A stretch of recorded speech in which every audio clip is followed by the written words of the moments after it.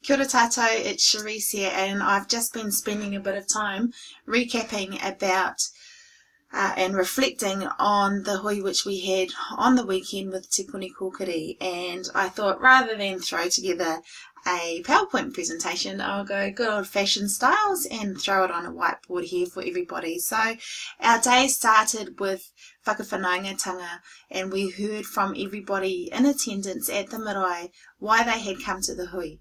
And primarily people had come to find out about funding which Te Puni Kokiri had available. The initial response was that Te Puni Kokiri wasn't just about funding, but they were also about building relationships. However, our whānau indicated that they had come specifically to find out about funding. And the key areas were housing and whenua. Most of our people there wanted to find out about the housing funding available, and just a smaller amount of people wanted to find out about whenua funding. What I've done here is I've recapped funds available under the Māori Housing Network funds, and in another video I'll talk about the whenua fund available. So primarily there were three areas that our people were looking for support from, and those are housing improvements, kaumātua housing, and papakainga. Now, when we're talking about housing improvements, we're not talking about mere renovations, because it would be nice to have. Our whānau there were specifically talking about having flushing toilets in their homes. They were talking about having suitable windows on and getting rid of drafts blowing through their homes. So it was the fundamentals which were enabling clean, hygienic and warm, safe housing. That's what our whānau are looking for. And Te Puni Kokiri did respond by saying that they have the whānau Housing Response Fund available. Now, quickly after that, and we were already aware that this fund is currently under a lot of pressure. Now, what does that actually mean? What it means is that they didn't expect so many people to need so much money to take care of housing for our whānau. So they under budgeted for it. There is still some funding available that was confirmed. However, they are reconfirming they're trying to sort out what their priorities are and what they will fund. So, for instance, does a flushing toilet come before a new window?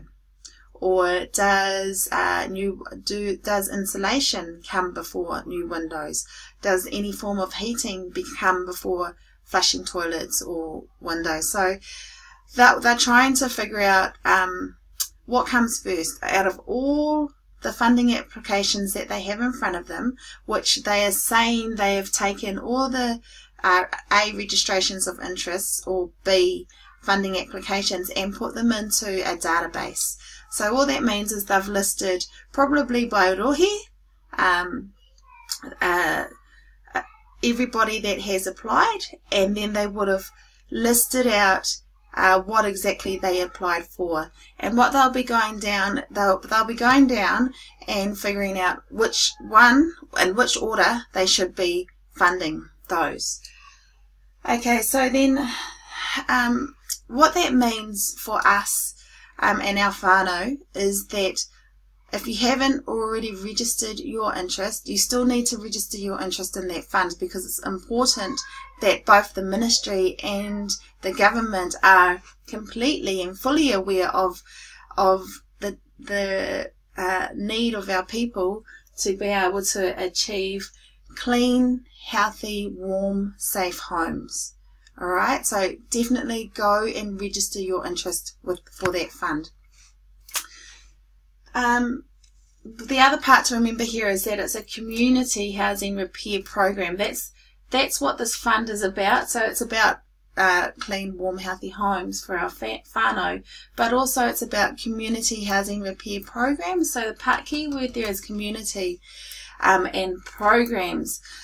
And what I'm thinking is that possibly that means that as a hapu or as hapu, we need to, and I'm assuming this is what the Tai Whenua in Wairoa have been doing, is we need to grasp how big this need is so that you can figure out what the full program might look like.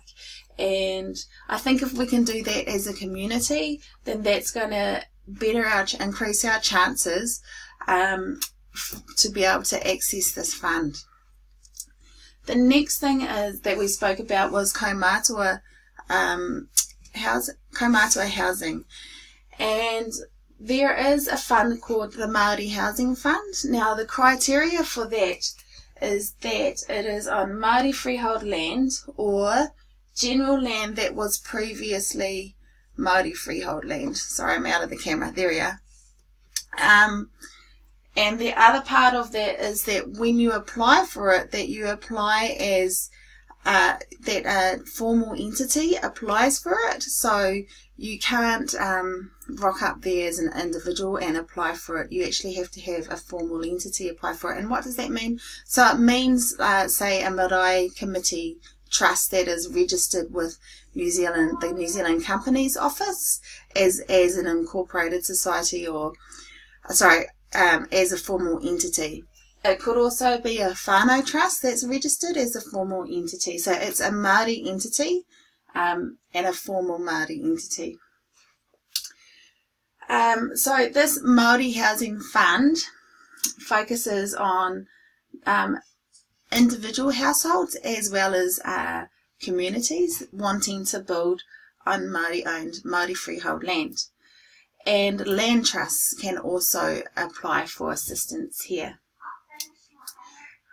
Alright, so for me, I saw that this was a fund which we could access for kaumātua housing. Obviously there's going to be a process to go through there, so there would be some feasibility studies and a look, there's a whole process to go through, but for me I figured that this was the fund that we could access for that.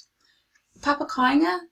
Papakainga was another key aspiration of our people that was discussed. So we had many whānau in Whakaki Marae on Saturday, and they were at different stages in terms of papakainga and building on papakainga.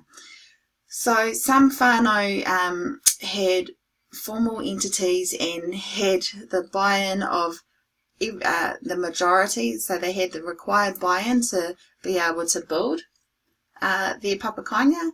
Others were just merely at the thinking about it and wanting to know more, so hadn't gone through the formalities of getting the permission or bringing people together to be able to start that process. And then we had other whānau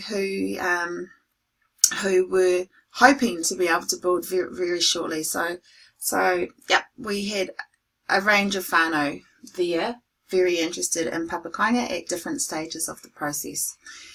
So for me, again, papakainga, this is the fund you access, which was the Māori Housing Fund, and also the Kainga Whenua Infrastructure Grant is the other part.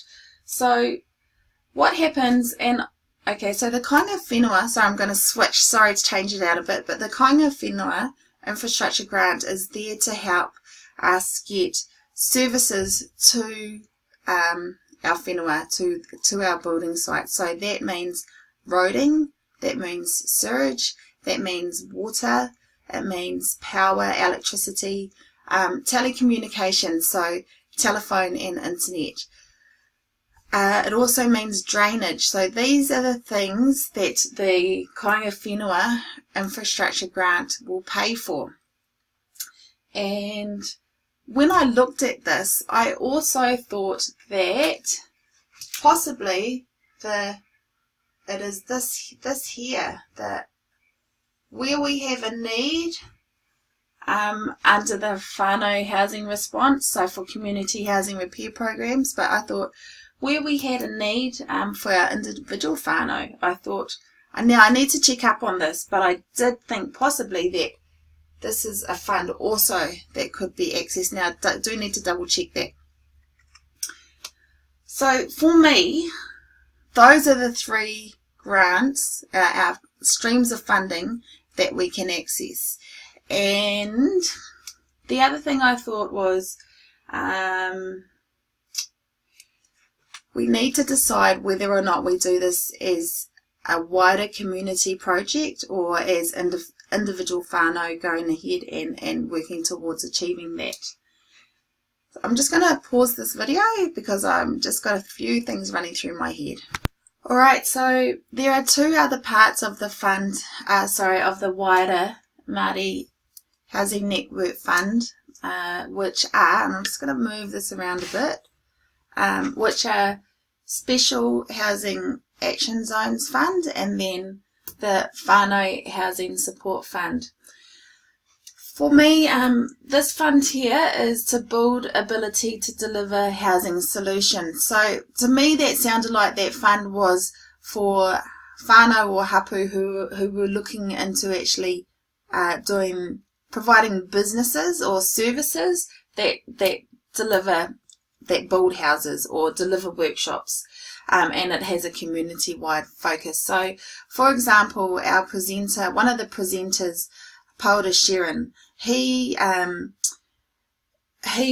think this is the fund that he's getting funded under. So he has a contract with Te Puni Kokiri to deliver workshops to Māori communities, such as the one that he delivered on Saturday, and he gets funded to deliver those workshops. So he shares knowledge on how to develop papakainga, or how to develop affordable housing solutions for Māori communities.